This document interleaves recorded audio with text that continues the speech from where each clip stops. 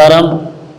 ఈ రోజున శారీరక ఉద్యోగుల ఆత్మీయ సమావేశానికి అధ్యక్షత వహించినటువంటి జానకి రామయ్య గారికి, అదేవిధంగా రామాంజనేయులు గారికి, సుబ్రహ్మణ్యం గారికి, నాగులయ్య గారు సీనియర్ న్యాయవాది గారికి, మన విహెచ్పిఎస్ రాష్ట్ర అధ్యక్షులు సుబ్బయ్య యాదవ్ గారికి, నాగరత్నమ్మ గారికి, ఇక్కడికి చేసినటువంటి అన్ని శాఖల దివ్యాంగ సంఘాల ఉద్యోగులందరికీ ప్రత్యేకంగా ధన్యవాదాలు తెలియజేస్తున్నాను. ఈరోజు ఎంతో శుభదినం. నేను చైర్మన్ అయినప్పటి నుంచి ఈ తిరుపతి పట్టణంలో మీ అందరి మన సమస్యలను, మీరు ఇస్తున్నటువంటి సూచనలను తప్పకుండా నేను పాటిస్తాను. ఏదైతే దివ్యాంగ సంఘాల ఉద్యోగులు ఉన్నటువంటి సమస్యలను నా దృష్టికి తీసుకొచ్చారో నా వంతు సహాయ సహకారాలు తప్పకుండా అందిస్తున్నాను. ఏదైతే ఆర్థోఫిజికల్ హ్యాండిక్యాప్ వెంకట్ గారు తీసుకొచ్చినటువంటి ఎఫ్ఆర్ఎస్లో ఉన్నటువంటి దివ్యాంగ ఉద్యోగులు ఉన్నటువంటి సమస్యలను మంత్రి గారి దృష్టికి తీసుకెళ్ళాం. ఏదైతే 75% పైనటువంటి దివ్యాంగ ఉద్యోగులందరికీ మినహాయింపు ఇస్తానని ఖచ్చితంగా చెప్పడం జరిగింది.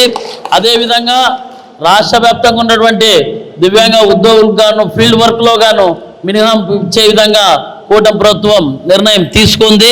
అదేవిధంగా టీటీడీలో ఇందాక ఆన్లైన్ లేకుండా ఆఫ్లైన్ విధానాన్ని కానీ ఖచ్చితంగా మన ప్రభుత్వం దృష్టికి తీసుకెళ్ళాం.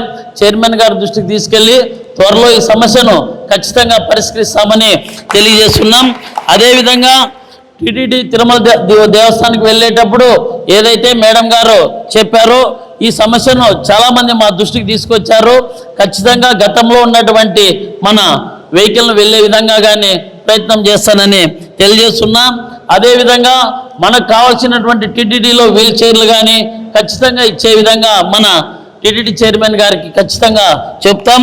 ఏదైతే ఎంప్లాయీస్ రాష్ట్ర వ్యాప్తంగా ఉన్నటువంటి దివ్యాంగులు ఉన్నారో మొన్నటి దినాన సెర్ప్లో మన 216 మంది ఎంప్లాయీస్ డిఆర్డిఏ పరిధిలో ఉన్నామని చెప్పారు.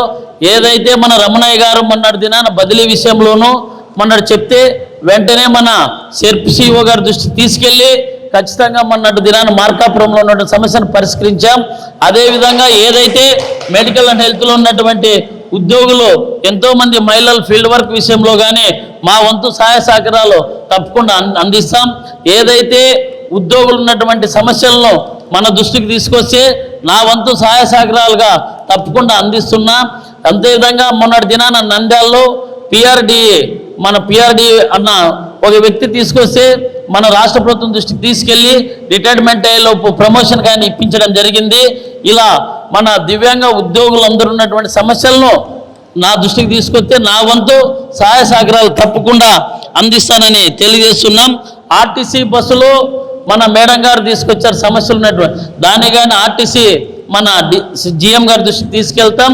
ఎక్కడైతే సమస్య ఉన్నదో ఆ సమస్యను ఖచ్చితంగా పరిష్కరిస్తామని తెలియజేస్తున్నాం. అదేవిధంగా రైల్వే స్టేషన్లో కానీ దివ్యాంగులకు వీల్ చైర్లు కానీ మన పెట్టవాలని కోరినారు. దాన్ని కానీ ఖచ్చితంగా విజయవాడలో ఉన్నటువంటి పెద్ద ఆఫీసర్ దృష్టికి తీసుకెళ్ళి ఖచ్చితంగా సమస్యను పరిష్కరిస్తానని తెలియజేస్తున్నాం. అదేవిధంగా మన రాష్ట్ర ప్రభుత్వంలో కలెక్టర్ ఆఫీసుల్లో కానీ లిఫ్ట్ విధానాన్ని ప్రవేశపెట్టడం జరిగింది. ఒంగోలు దాదాపు 2-3 జిల్లాల్లో దివ్యాంగులు ఉన్నటువంటి దివ్యాంగులు కలెక్టర్ ఆఫీస్కి వెళ్తే పక్కనే లిఫ్ట్ కానీ ఏర్పాటు చేసే విధంగా రాష్ట్ర ప్రభుత్వం నిర్ణయం తీసుకుంది. రాష్ట్ర వ్యాప్తంగా ఉన్నటువంటి అన్ని కలెక్టర్ ఆఫీసుల్లో కానీ లిఫ్ట్ పెట్టే విధంగా కానీ ప్రయత్నం చేస్తున్నాం. అదేవిధంగా పొదుపు సంఘాల సెర్ప్ ద్వారా కానీ రాష్ట్ర వ్యాప్తంగా ఉన్నటువంటి దివ్యాంగులందరికీ కానీ పొదుపు సంఘాలను ఏర్పాటు చేసే విధంగా కానీ ప్రయత్నం చేస్తున్నాం. గత ప్రభుత్వంలో ఉన్నటువంటి బ్యాక్లాగ్ పోస్టులు కానీ రాష్ట్ర వ్యాప్తంగా దాదాపు 290 బ్యాక్లాగ్ పోస్టులు భర్తీ చేసే విధంగా కూటమి ప్రభుత్వం నిర్ణయం తీసుకుంది. అది కాకుండా రాబోయే రోజుల్లో కానీ అన్ని శాఖల్లో ఉన్నటువంటి బ్యాక్లాగ్ పోస్టుల పైన ప్రత్యేక డ్రైవ్ ఏర్పాటు చేసి రాష్ట్ర వ్యాప్తంగా ఉన్నటువంటి బ్యాక్లాగ్ పోస్టులు కానీ భర్తీ చేస్తామని సభామూలకంగా మీ అందరికీ తెలియజేస్తున్నాను. అదేవిధంగా మన కూటమి ప్రభుత్వం అధికారంలోకి రాగానే గత 5 సంవత్సరంలో ఎంతోమంది దివ్యాంగులు ఇబ్బందులు పడుతున్నారు. అలాంటి ఇబ్బందులను దృష్టిలో పెట్టినటువంటి కూటమి ప్రభుత్వం ముఖ్యమంత్రి నారా చంద్రబాబు నాయుడు గారు, ఉప ముఖ్యమంత్రి పవన్ కళ్యాణ్ గారు, యువగలం రథసారథి నారా లోకేష్ బాబు గారి నేతృత్వంలో 7 వరాలు ప్రకటించడం జరిగింది. అందులో ఆర్టీసీ బస్సులు ఉచిత ప్రయాణం చేసే విధంగా కూటమి ప్రభుత్వం నిర్ణయం తీసుకుంది. దాన్ని అమలుగానే చేశామని సభాముఖంగా తెలియజేస్తున్నాం. ఏదైతే జయరామయ్య గారు అన్నట్లు రాజకీయంగా దివ్యాంగులు వార్డు మెంబర్ నుంచి ఎంపీ వరకు పోవాలనేది జయరామయ్య గారి నిర్ణయం. అదేవిధంగా కూటమి ప్రభుత్వం కానీ వార్డు మెంబర్ నుంచి సర్పంచ్ అయినా, ఎంపీటీసీ అయినా, జెడ్పీటీఎస్ అయినా, మన కార్పొరేటర్ అయినా, కౌన్సిలర్ అయినా దాదాపు రాబో స్థానిక సంస్థల్లో 15,000 మంది దివ్యాంగులు ఈరోజు పోటీ చేసే విధంగా రాష్ట్ర ప్రభుత్వం నిర్ణయం తీసుకుంటుంది. రాష్ట్ర వ్యాప్తంగా ఉన్నటువంటి దివ్యాంగులందరికీ కానీ టిట్ హౌసెస్లో గ్రౌండ్ ఫ్లోర్లో మన ఇల్లు ఇచ్చే విధంగా కానీ మన కూటమి ప్రభుత్వం నిర్ణయం తీసుకుంది. ఏదైతే దివ్యాంగులందరూ మన దివ్యాంగుల షాప్ ద్వారా క్రీడలను ప్రోత్సహించే విధంగా కానీ నిర్ణయం తీసుకుంది. రాష్ట్ర వ్యాప్తంగా ఉన్నటువంటి ప్రతి జిల్లాలో కానీ జిల్లా దివ్యాంగ భవనాలను ఏర్పాటు చేస్తాం. రాష్ట్ర స్థాయిలో కానీ దివ్యాంగ భవనాలు కట్టిస్తామని తెలియజేస్తున్నాం. రాష్ట్ర వ్యాప్తంగా ఉన్నటువంటి విద్యార్థులందరూ ఎక్కడ చదివితే అక్కడే పింఛన్ తీసుకునే విధానాన్ని కానీ కూటమి ప్రభుత్వం ప్రవేశపెట్టింది.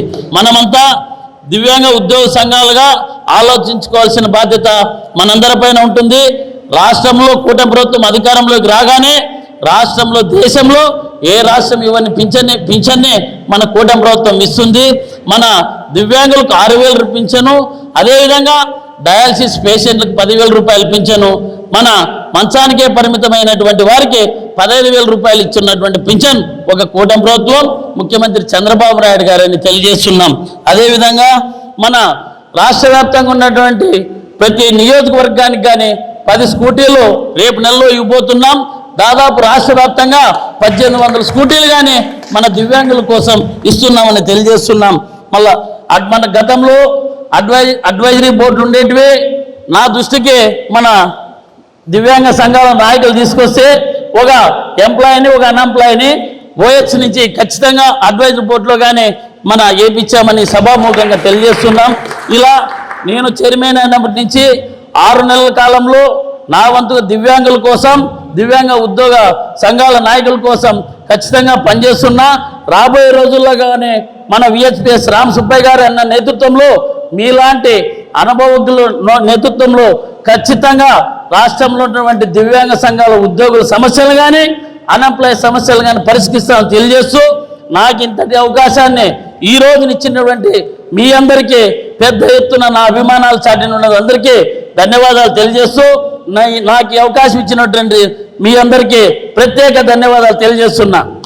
విభిన్న ప్రతిభావంతులారా, దివ్యాంగ మాత ముద్దు బిడ్డలారా, మన కోసం ప్రత్యేకంగా ఒక ఛానల్ని, అది కూడా మన తెలుగు భాషలో నిర్వహిస్తూ మన యొక్క సమస్యల్ని ఎల్లప్పుడూ కూడా తెలుసుకుంటూ వాటి పరిష్కారాలకే న్యాయ సదస్సులను కూడా ఏర్పాటు చేసి మన పక్షాన నిరంతరం పనిచేస్తున్నటువంటి జవాబు ఛానల్ని తప్పకుండా మన దివ్యాంగుల కుటుంబ సభ్యులు, సానుభూతి పరులు కూడా అందరూ కూడా సబ్స్క్రైబ్ చేసుకోవాలి.